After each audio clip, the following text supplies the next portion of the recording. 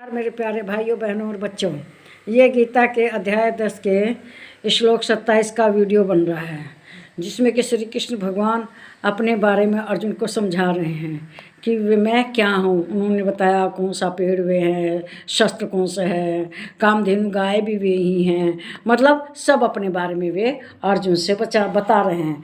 इस श्लोक में भी वे अपने बारे में ही बता रहे हैं कि मैं कौन हूँ।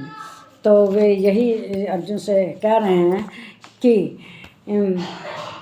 उच्च श्रवसं स्वानां विद्धि मामृतोद्भवम् ऐरावतं गजेन्द्राणां नराणां च नराधिपति कतनाधिपम।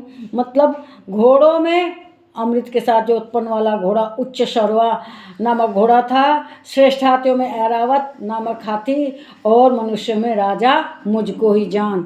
मतलब जब समुद्र का मंथन हुआ उस समय जो उच्च शर्वा नाम का घोड़ा निकला समुद्र मंथन में अमृत के साथ, और ऐरावत नाम का हाथी निकला, वो भी श्री कृष्ण भगवान ही हैं। और जो मनुष्यों में कौन है? राजा। राजा को पहले ईश्वर का ही रूप माना जाता था, और राजा भी जैसे राम वगैरह ये सब देवताओं के गुणों से पूर्ण होते थे, प्रजा का अपने बच्चे की तरह से पालन करते थे, प्रजा का ध्यान रखते थे। तो इसीलिए राजा को ईश्वर का रूप ही माना जाता था। अब जब समुद्र मंथन हुआ तो उसमें अमृत के साथ क्या क्या निकला? अमृत के साथ बहुत से रत्न निकले, उनमें उच्च शर्वा नामक घोड़ा, तो वही कृष्ण भगवान कहते वो घोड़ा मैं ही हूँ।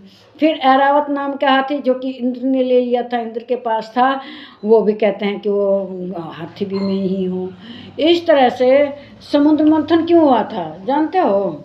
समुद्र मंथन का कारण ये था कि उस समय जो वो थे देवता लोग थे, राक्षसों से हार गए थे, बहुत कमज़ोर अपने को महसूस कर रहे थे।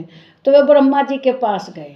ब्रह्मा जी ने कहा कि तुम अगर जाओगे वहाँ समुद्र मंथन करोगे तो समुद्र मंथन अमृत मिलेगा, उस अमृत को तुम पी लेना और इससे तुम शक्तिशाली हो जाओगे। तो कलगा के लिए समुद्र मंथन तो बड़ा कठिन काम है। तब उन्होंने कहा कि ठीक है, जो समुद्र मंथन के लिए राक्षसों को तैयार किया, भाई तुम लोग तैयार हो जाओ। तो उन्होंने तैयार होके और जो समुद्र में मोहनी बनाया पर्वत को, सुमेर पर्वत को मोहनी बना ली, और जो सांप था वासुकी सांप को उन्होंने बनाया रस्सी, और एक पूंछ की तरफ लग गए राक्षस लोग और मुंह की तरफ लग गए। समुद्र मंथन हुआ, उसमें 14 रत्न निकले, उसमें बहुत से जैसे लक्ष्मी, चंद्रमा, ये सब पद्मनाभ नाम का शंख वगैरह सब उसमें से निकले। ऐरावत हाथी और उच्चश्रवा नाम का घोड़ा, तब अमृत कलश निकला। अब अमृत कलश के लिए झगड़ा होने लगा कि कौन पिएगा इस अमृत को। तो जो लक्ष्मी जी थी उन्होंने कहा कि ठीक है लाइन लगा के बैठ जाओ।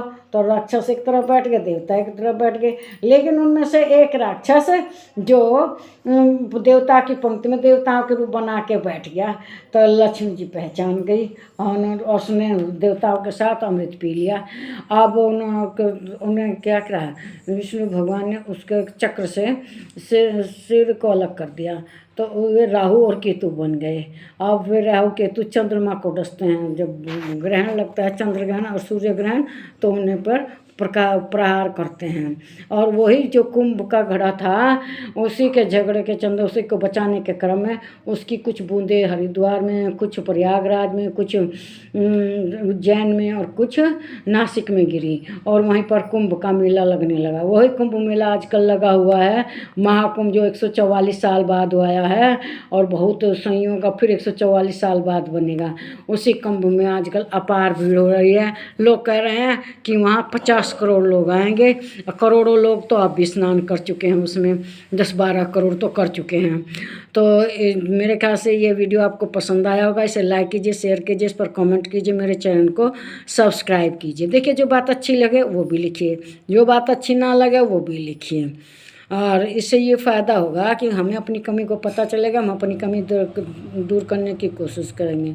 ठीक है, नमस्कार मेरे प्यारे भाइयों बहनों और मेरे प्यारे बच्चों।